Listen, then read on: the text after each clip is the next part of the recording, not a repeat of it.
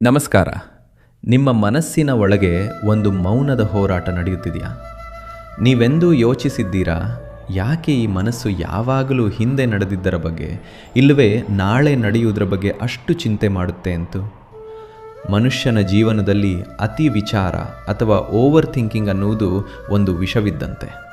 ಅದು ನಮ್ಮ ನೆಮ್ಮದಿಯನ್ನು, ನಮ್ಮ ನಿದ್ರೆಯನ್ನು ಮತ್ತು ನಮ್ಮ ನಂಬಿಕೆಯನ್ನು ಹಾನಿ ಮಾಡುತ್ತದೆ. ಈ ಕ್ಷಣ ನೀವು ಈ ಧ್ವನಿಯನ್ನು ಕೇಳುತ್ತಿರುವಾಗ ಒಂದು ನಿಮಿಷ ನಿಮ್ಮನ್ನು ನೀವು ಪ್ರಶ್ನೆ ಮಾಡಿಕೊಳ್ಳಿ. ನೀವು ಮಾಡುತ್ತಿರುವ ಯೋಚನೆಗಳು ನಿಮ್ಮ ಸಮಸ್ಯೆಯನ್ನು ಹರಿಸುತ್ತಿದ್ದವೆಯಾ? ಇದ್ದವೆಯಾ? ಇಲ್ಲ, ಅದು ಸಮಸ್ಯೆಯನ್ನು ಇನ್ನೂ ದೊಡ್ಡದಾಗಿ ಮಾಡುತ್ತಿದೆಯಲ್ವಾ? ಒಂದು ಸಣ್ಣ ಘಟುವು ಮನಸ್ಸಿನ ಇರುಳಿನಲ್ಲಿ ಭೂತಾಕಾರವಾಗಿ ಕಾಣಿಸುತ್ತದೆ. ಇದನ್ನು ನಾವು ನಿಲ್ಲಿಸುವುದು ಹೇಗೆ? ನಮ್ಮ ಸನಾತನ ಧರ್ಮದ ಶ್ರೇಷ್ಠ ಗ್ರಂಥ ಭಗವದ್ಗೀತೆಯಲ್ಲಿ ಕೃಷ್ಣ ಒಂದು ಅದ್ಭುತ ಮಾತನ್ನು ಹೇಳಿದ್ದಾನೆ. ಚಿಂತಾಯಾಶ್ಚ ಚಿತಾಯಾಶ್ಚ ಬಿಂದು ಮಾತ್ರಂ ವಿಶಿಷ್ಯತೆ. ಅಂದರೆ ಚಿತೆ ಮತ್ತು ಚಿಂತೆಯ ಮಧ್ಯೆ ಒಂದು ಚುಕ್ಕಿಯ ಮಾತ್ರ ವ್ಯತ್ಯಾಸ. ಚಿತೆ ಸತ್ತವನನ್ನು ಸುಡುತ್ತದೆ, ಆದರೆ ಚಿಂತೆ ಇರುವವನನ್ನು ಜೀವಂತವಾಗಿದ್ದಾಗ ಸುಡುತ್ತದೆ. ಅರ್ಜುನ ಕೂಡ ಕುರುಕ್ಷೇತ್ರದಲ್ಲಿ ಇದೇ ಅತಿ ವಿಚಾರದಿಂದ ತುಂಬಿ ಹೋಗಿದ್ದ. ನನ್ನ ಬಂಧು ಬಳಗವನ್ನು ನಾನು ಹೇಗೆ ಕೊಲ್ಲಲಿ? ಮುಂದೆ ಏನಾಗುತ್ತೆ? ಜಯಿಸಿದ್ರೂ ಏನು ಲಾಭ? ಎನ್ನುವ ಸಾವಿರಾರು ಪ್ರಶ್ನೆಗಳು ಅವನನ್ನು ಕಾಡುತ್ತಿದ್ದವು. ಆಗ ಕೃಷ್ಣ ಅವನಿಗೆ ಹೇಳಿದ್ದು, ಹೇ ಅರ್ಜುನ, ನೀನು ಕೇವಲ ಒಂದು ನಿಮಿತ್ತ ಮಾತ್ರ. ನಿನ್ನಿಂದ ಏನು ನಡೆಯುತ್ತಿದೆಯೋ ಅದು ನಿನ್ನೆಯ ನಿಶ್ಚಯವಲ್ಲ, ನಾಳೆಯ ಫಲವಲ್ಲ, ಅದು ಇವತ್ತಿನ ನನ್ನ ಸಂಕಲ್ಪ. ನೀವೆಂದೂ ಯೋಚಿಸಿದ್ದೀರಾ, ನಮ್ಮ ಜೀವನದಲ್ಲಿ ನಾವು ಭಯಪಡುವ 90% ವಿಷಯಗಳು ಯಾವತ್ತೂ ನಡೆಯುವುದೇ ಇಲ್ಲ. ನಾವು ಕೇವಲ ಊಹಾಪೋಹಗಳಲ್ಲಿ ಬಂಧಿಗಳಾಗಿದ್ದೇವೆ. ಒಂದು ನದಿಯನ್ನು ನೋಡಿ ಅದು ಯಾವತ್ತೂ ಹಿಂದೆ ತಿರುಗಿ ನೋಡುವುದಿಲ್ಲ. ಅದು ಹಳ್ಳ ಕೊಳ್ಳಗಳನ್ನು, ಬಂಡೆಗಳನ್ನು ಎದುರಿಸಿ ಮುಂದೆ ಹೋಗುತ್ತಲೇ ಇರುತ್ತೆ. ನಮ್ಮ ಮನಸ್ಸು ಕೂಡ ಅದೇ ನದಿಯಂತೆ ಇರಬೇಕು. ಅತಿ ವಿಚಾರ ಅನ್ನುವುದು ಒಂದು ನಿಂತ ನೀರಿದ್ದಂತೆ. ನಿಂತ ನೀರು ಯಾವಾಗಲೂ ಕೊಳೆಯುತ್ತದೆ, ಆದರೆ ಹರಿಯುವ ನೀರು ನಿರ್ಮಲವಾಗಿರುತ್ತೆ. ನಿಮ್ಮ ಯೋಚನೆಗಳನ್ನು ಹರಿಬಿಡಿ, ಅದನ್ನು ಒಂದು ಕಡೆ ಕಟ್ಟಿ ಹಾಕಬೇಡಿ. ಈ ಪ್ರಪಂಚದಲ್ಲಿ ಪ್ರತಿಯೊಂದು ವಿಷಯವೂ ನಿಮ್ಮ ನಿಯಂತ್ರಣದಲ್ಲಿ ಇಲ್ಲ ಅನ್ನುವುದನ್ನು ನೀವು ಒಪ್ಪಬೇಕು. ಗಾಳಿ ಬೀಸುವುದು ನಮ್ಮ ಕೈಯಲ್ಲಿ ಇಲ್ಲ, ಆದರೆ ನೌಕೆಯ ಹಾಯಿಯನ್ನು ಸರಿಪಡಿಸುವುದು ನಮ್ಮ ಕೈಯಲ್ಲಿದೆ ಅಲ್ವಾ? ಅದುವೇ ನಮ್ಮ ಕರ್ಮ. ಈಗಲೇ ಒಂದು ದೀರ್ಘ ನಿಶ್ವಾಸ ತೆಗೆದುಕೊಳ್ಳಿ.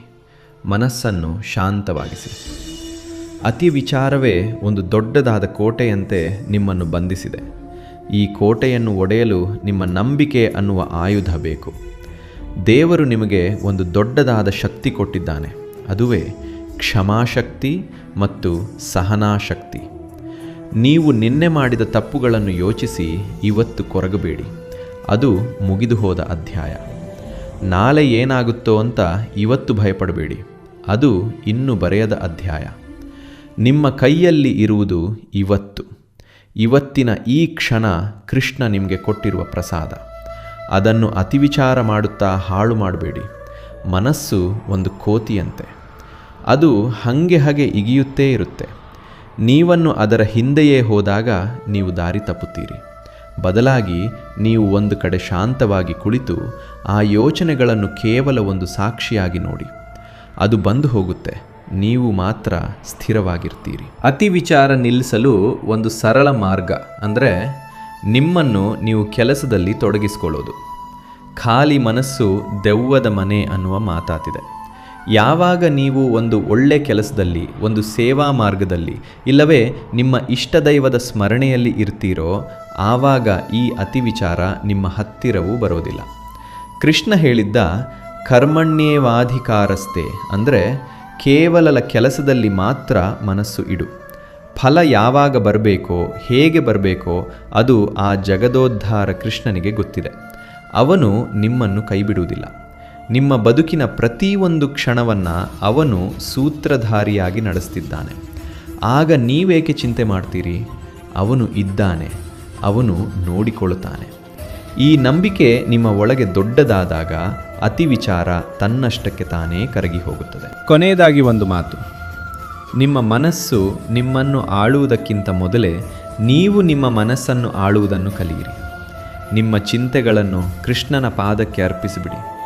ಹೇ ಕೃಷ್ಣ, ನನ್ನ ಕೈಯಲ್ಲಿ ಏನಿದೆಯೋ ಅದನ್ನು ನಾನು ಪ್ರಾಮಾಣಿಕವಾಗಿ ಮಾಡಿದ್ದೇನೆ. ಇನ್ನು ಮುಂದೆ ಎಲ್ಲ ನಿನ್ನದೇ. ಈ ಒಂದು ಶರಣಾಗತಿ ಭಾವ ನಿಮ್ಮ ಒಳಗೆ ಬಂದಾಗ ನಿಮ್ಮ ಮನಸ್ಸು ಒಂದು ಶಾಂತ ಸರೋವರದ ಹಾಗೆ ಆಗುತ್ತೆ. ಯಾವ ಅಲೆಯೂ ನಿಮ್ಮನ್ನು ಅಲ್ಲಾಡಿಸಲು ಸಾಧ್ಯವಿಲ್ಲ. ನೀವು ಶಾಂತವಾಗಿ ನಿದ್ರೆ ಮಾಡ್ತೀರಿ, ಶಾಂತವಾಗಿ ಬದುಕ್ತೀರಿ. ನಿಮ್ಮ ಪ್ರತಿಯೊಂದು ಹೆಜ್ಜೆಯೂ ನಿಶ್ಚಿಂತೆಯಾಗಿರಲಿ. ನಿಮ್ಮ ನಂಬಿಕೆಯೇ ನಿಮ್ಮ ಶಕ್ತಿ, ನಿಮ್ಮ ಒಳಗಿನ ಶಾಂತಿಯೇ ನಿಮ್ಮ ನಿಜವಾದ ಸಂಪತ್ತು. ಅತಿ ವಿಚಾರವನ್ನು ಬಿಡಿ, ಆನಂದವಾಗಿ ಬದುಕಿ. ಶುಭಮಸ್ತು. ಸರ್ವೇ ಜನಾಃ ಸುಖಿನೋ ಭವಂತು.